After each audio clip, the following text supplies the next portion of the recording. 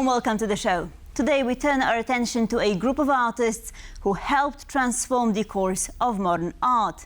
The Nabis broke away from traditional painting, creating a bold new visual language and paved the way for the emotional art of the 20th century. The work is now on display at Warsaw's Royal Łazienki Museum, the first exhibition in Poland devoted to this French artistic movement. To discuss it, I'm joined by the exhibition's curator, Marek Płucieniczak. Hello and welcome, sir. Delighted to have you with us. Hello. So let's start with the basics. Who were the Nabis, and if one were at a museum, how would one recognize that this particular painting belongs to the Nabis? That's a good question. Firstly, the Nabis was actually a group of friends, young artists who studied together at the Académie Julian. It was a private artistic school in Paris in late 19th century. And one day they decided to revolutionize art, to find new ways of expression and show that art not necessarily have to be a realistic one. Paul Gauguin is credited with inspiring the Nabis, so can you tell us the story? Yes, it all started in 1888 when Paul Gauguin, one of that young artists, at that time only 24 years old, traveled to Brittany, to Pont-Aven, where he met Paul Gauguin, one of the most influential artistic personality in late 19th century art. Under his guidance, he created a painting.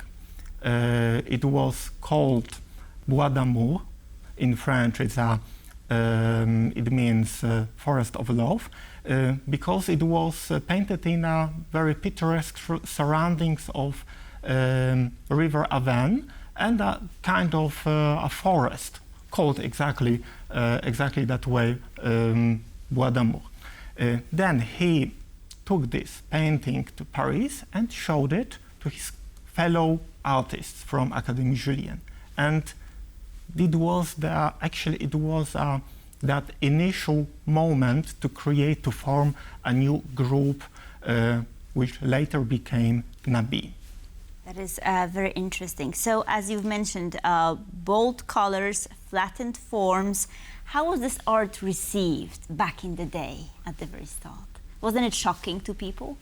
Yes, it was quite revolutionary because people were used to the fact that art is a kind of a window through the reality. So this new idea that the painting can be flat, can characterize by bold, intense colors and strong, sharp lines and contours was quite revolutionary. Yes, that's true. We have to remember that even Impressionists wanted to show the reality, of course, in one specific moment of its appearance, but it was still a kind of realism, not something abstract. So how did the Nabis become so influential and successful? Because, I mean, Paris back in the day was quite competitive, but from what I gathered, they had certain ties to art curators, galleries. It was a whole system, right? Yes, and it was really hard to have a success in Paris in late 18th century. And to be honest, they were still in the shadow of Impressionists, and the fame of such a revolutionary movement was restricted rather to the artists who were interested in that new ideas, not the wider public. But actually that it's also a common point in the case, for example, of Gauguin. He also was a revolutionist, but he wasn't appreciated enough by his contemporaries. So how did their ideas circulate and find their way also to Poland? Yes, here we have some very interesting Polish links which we explore in our exhibition, because on the one hand, of course, Paris of late 19th century was a world's capital of art. So many artists from different countries, including Poles, traveled to Paris in search of inspirations.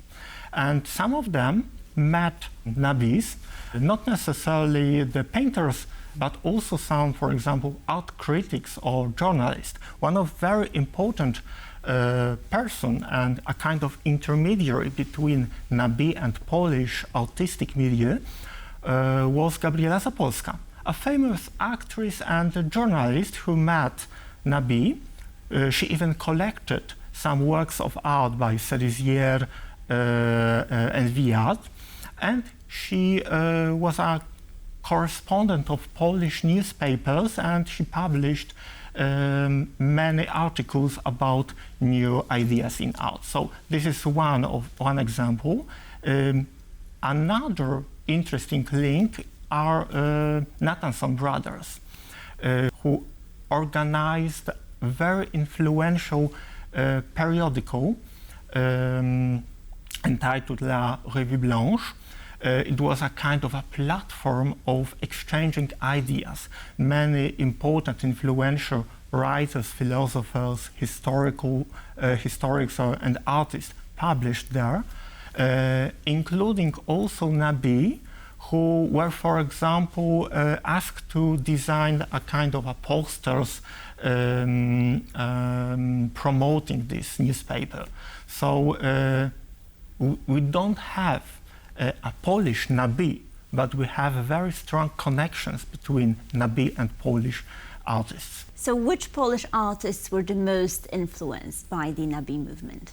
Oh, it's a difficult question, but I think maybe not by the Nabis, but the same source of inspiration. I mean here Gauguin, who inspired Władysław Ślewiński. Ślewiński traveled to Paris in the same year when Cerisier met Gauguin, and 1 year later he himself traveled to Britain and met Gauguin.